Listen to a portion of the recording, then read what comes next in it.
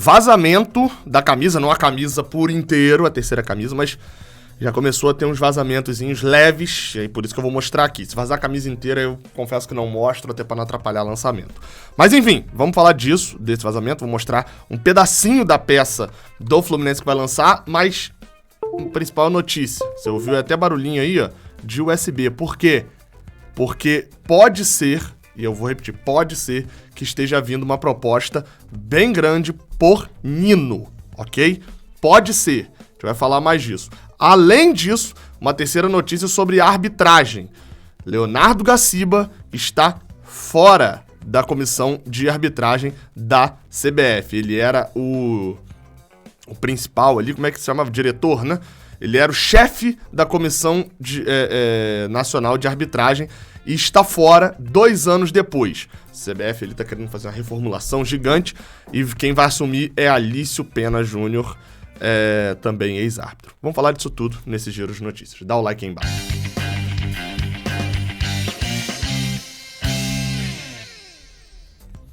Se você não me conhece, eu sou o Gabriel Amaral, eu sou jornalista e sou tricolor. Deixa seu like aqui embaixo, se inscreve aqui no canal. Passamos 150 mil, agradeço a vocês, inclusive. Bela de uma marca, uma plaquinha e meia, né? Praticamente. Enfim, então agradeço a vocês aí por essa marca também que estão sempre aqui dando moral, beleza? Enfim, vamos para a primeira notícia. A notícia sobre a camisa, o vazamento e tal. Enfim, começam a chegar as camisas nas lojas e aí, obviamente, começam a surgir os vazamentos das pessoas das lojas, inclusive, vazando as fotos, enfim, pedaços das camisas. Dá pra gente ter noção com esse pedaço aqui, enfim, e a gente dá pra saber exatamente, ó, se alguém aí tiver um vendedor aí de alguma loja do Flu que tiver anel no dedo indicador aí desse jeito, dá pra você ter noção de quem é já. Enfim, provavelmente mandou em grupo de WhatsApp, dá pra gente ter noção. Primeiro aqui, ó, da questão dos torcedores, isso aqui a gente já tinha noção, eu já mostrei isso aqui em algum vídeo comparando com a do Santos, e tem também na atual camisa rosa do Fluminense, tem, só que são mulheres, né, porque é do Outubro Rosa. E aí, ou seja, tem esse fator aqui, que é interessante da gente ver, enfim, a camisa tricolor e tal, isso aqui a gente já meio que já tinha noção, mas o principal pra mim a gente conseguiu ver o tom de cinza, é um cinza um pouco mais escuro aqui da gola em V, cinza com grená. Dá pra pelo menos ter essa noção, enfim, não é muita coisa, a gente vai conhecer já nesse final de semana, mas pode esperar que nas próximas horas vão começar a vazar, e aí eu, assim, como tricolor, é óbvio que eu tô ansioso pra ver. Como produtor de conteúdo, isso daqui, obviamente, é um conteúdo interessante. Isso daqui, na verdade, né? Vocês estão vendo aqui do lado. Mas terceiro, eu, se for falar como diretor do Fluminense, etc., tem que caçar quem fez esse vazamento e punir. Isso não tá certo. Isso não tá certo. Eu lembro que o Vasco chegou a processar a Centauro, porque vazou a camisa antes e tal, enfim, acho que foi numa loja deles que vazou, alguma coisa assim. Então, eu não sei se chegou a levar pra frente, né, o processo, mas tem que achar. Isso não pode acontecer, um clube organizado não pode acontecer isso. Acho um erro esse vazamento de camisa. Mas enfim, próxima notícia. A próxima notícia é sobre a saída de Leonardo Gaciba da Comissão Nacional de Arbitragem. Leonardo Gaciba assumiu há 2 anos atrás, o ex-árbitro, né, pra quem não lembra dele, vou botar a fotinha aí na tela, e bem, sai depois de uma semana de muitas polêmicas. A gente não tá metido em muitas dessas polêmicas porque a gente fez uma atuação de merda lá contra o Grêmio. Leonardo Gaciba tá aí na tela. A gente fez uma atuação tão ruim contra o Grêmio que a gente, né, pouco se comentou sobre o pênalti não marcado pro Fluminense. O gol impedido não, o gol impedido foi certo, mas o pênalti não marcado em cima de Calegari. Pouco se comentou disso, mas foi uma semana em que, um dia antes, foi na segunda, o Flamengo teve 2 erros, um erro principalmente bizarro em relação a VAR, né, de não terem deixado o lance seguir, um erro de protocolo que anulou o que seria um possível gol do Flamengo. Enfim, causou já um escândalo gigantesco. Já vínhamos tendo muitas reclamações. A CBF começou a divulgar os áudios do VAR. E assim, isso expôs o despreparo total dos árbitros brasileiros. Aquilo que a gente viu no Fluminense Cerro Porteño, os caras darem o zoom e tal, esquecerem Samuel Xavier na ponta, aquilo lá foi um erro. O que aconteceu? O cara desatento. Parece que no Brasil, não é só desatenção. Tem alguma coisa de errada, assim. Eu acho que a arbitragem brasileira nunca esteve no momento de tanta suspeição de alguma coisa. É pra não rebaixar o Grêmio. Aí vai diretor do Grêmio dar entrevista e deixa em aberto de que conversou. Depois ele até freou e tal. Não vou botar o vídeo aqui porque é de um outro canal, enfim, é de um canal lá do Sul. Eu prefiro não colocar, eu não conheço a galera. Mas é basicamente um diretor do Grêmio falando que conversou com o Leonardo Gaciba sobre os critérios, não sei o quê. E aí falaram, se me reuni com o Leonardo Gaciba, e aí depois ele meio que percebe que falou merda e volta atrás. Ou seja, tá tendo reuniões, que a reunião foi essa, que o presidente do Grêmio tem com o diretor nacional de arbitragem, que ninguém ficou sabendo, enfim.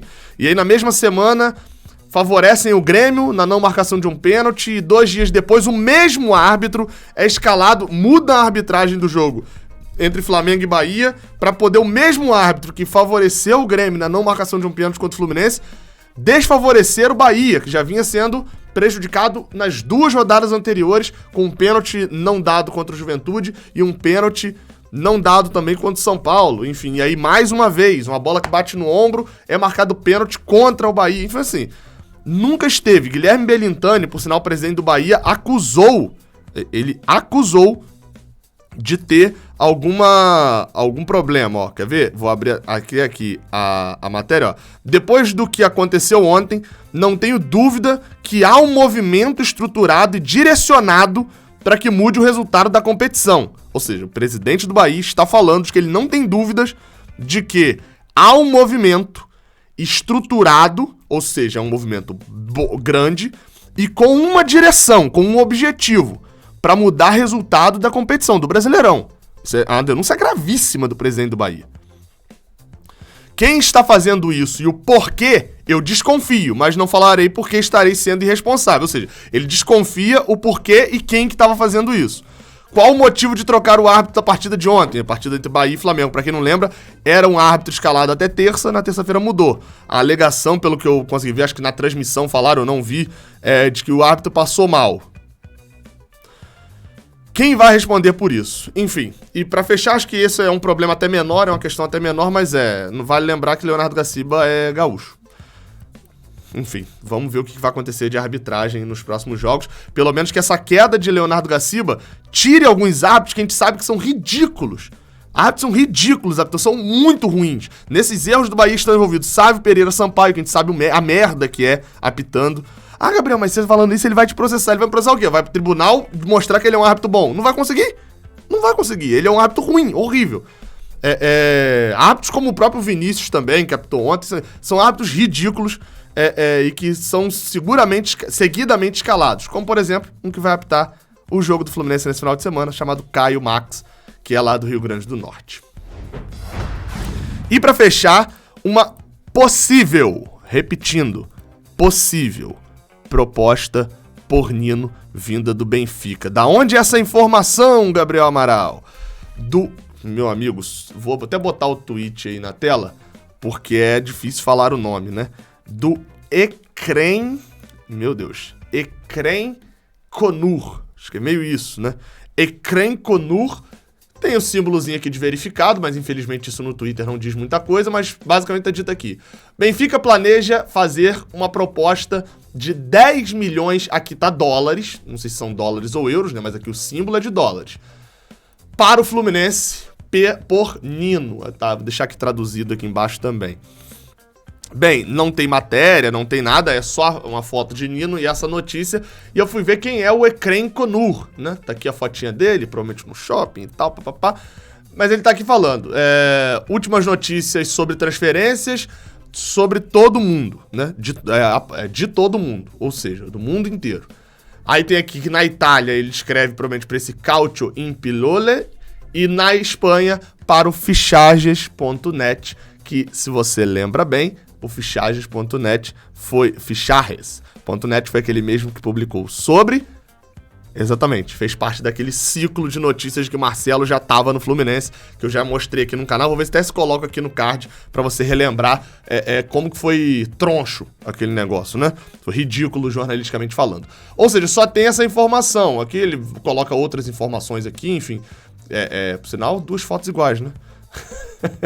do Fábio Carvalho e do Daniel Alves. Enfim, Não temos uma notícia. O portal é um portal só de... Não é um portal 100% confiável, né? E o jornalista eu não conheço.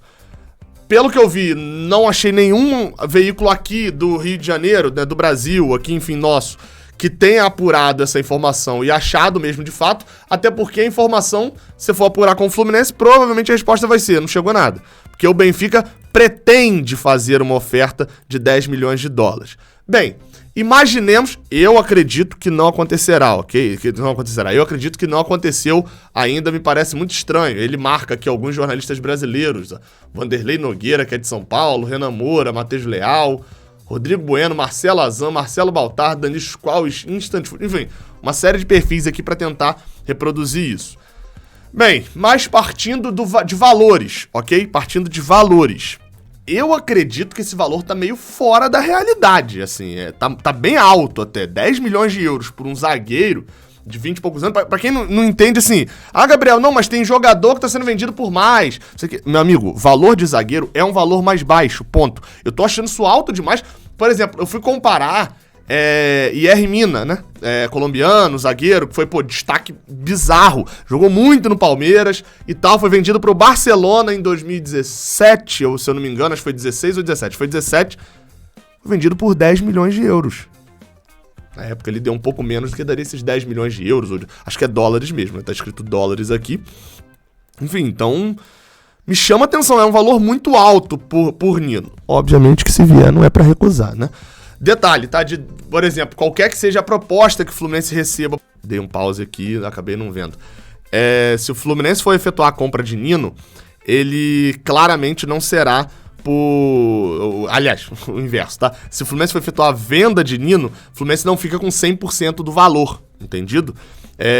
Por quê? O Fluminense, quando comprou Nino do Criciúma, na verdade a negociação foi o seguinte, a linha temporal. 2018, o Fluminense monitorou Nino, ainda com 20 anos. 2019, em janeiro, o Fluminense contrata Nino por empréstimo do Criciúma. Pega ele por empréstimo até o final do ano, com uma cláusula de compra de 5 milhões de reais por 50%. Paralelamente, é quase a mesma coisa que Caio Paulista, né? Porque Caio Paulista é 8, mas é atacante, enfim. Fluminense, só que Nino jogou, obviamente, muito melhor durante 2019. Ao final do ano, o Fluminense negocia com o Criciúma e consegue 5 milhões de reais, ou seja, exercendo ali a cláusula de compra, só que por 60%. Conseguiu 10% a mais e englobou ali esse pagamento com uma dívida que o Corinthians tinha com o Fluminense, ainda por causa de Sornosa, Richard, etc. E aí o Fluminense, ou seja, pagou 5 milhões de reais por 60% de Nino. Depois disso, obviamente, o Criciúma viu a valorização do jogador, segurou seus 40%, e se o Fluminense efetuar uma venda agora, por exemplo, por 10 milhões de euros, o Fluminense fica com 60% disso, ou seja, 6 milhões de euros, 6 milhões de reais. Entendido?